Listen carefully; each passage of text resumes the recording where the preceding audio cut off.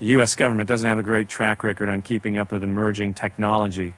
See Washington's stumbling attempts to oversee social media, the complex new field of artificial intelligence, which has already captured imaginations with ChatGPT, raises legal, national security, and civil rights concerns, already drawing the interest of would-be government regulators.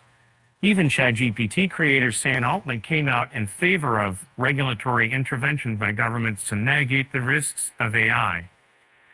But if the need to regulate AI is clear, the question of who should do it is how far from obvious. Some do on a piecemeal basis. The Federal Trade Commission says existing antitrust laws can promote fair competition among AI developers, and existing advertising laws can be used to punish exaggerated claims about what AI-based products can do.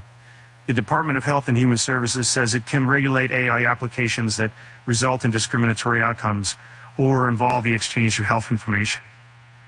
The Justice Department warned that companies that sell algorithms to screen potential tenants are liable under the Fair Housing Act if they discriminate against black applicants, but no state agency or any specific law knows AI in an instant way. The National AI Advisory Committee, a group of experts established in 2028.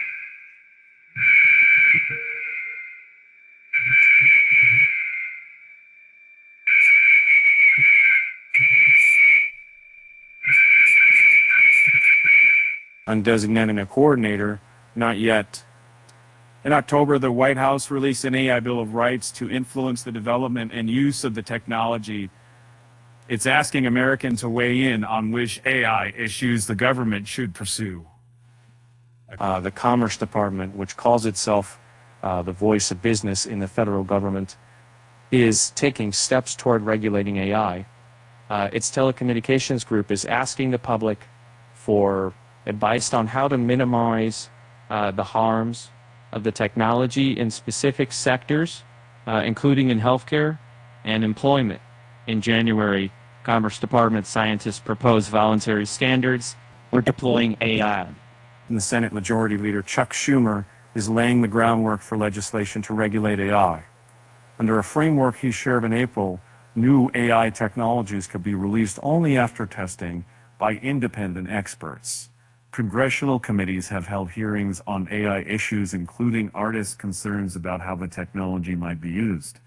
Among bills proposed by some senators, one would prohibit the U.S. government from using an automated system to launch a nuclear weapon without human input. Another would require that AI-generated images in political ads be clearly labeled. Generally speaking, state officials are working faster than national leaders in applying limits to AI, particularly with regard to civil rights. In California, policymakers are writing requirements to tackle racial bias in the algorithms employers use to filter job applicants, and New York is rolling out similar rules for automated hiring tools.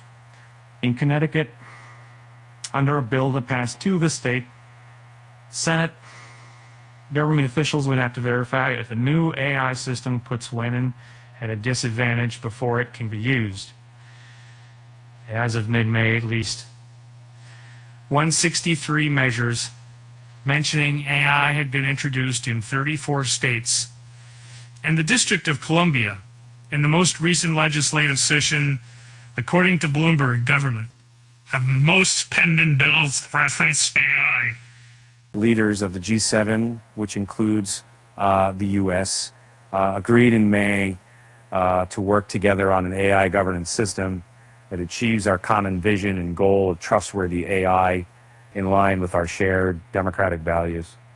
The European Union is debating a proposal that would regulate the use of AI in everything from law enforcement to critical infrastructure.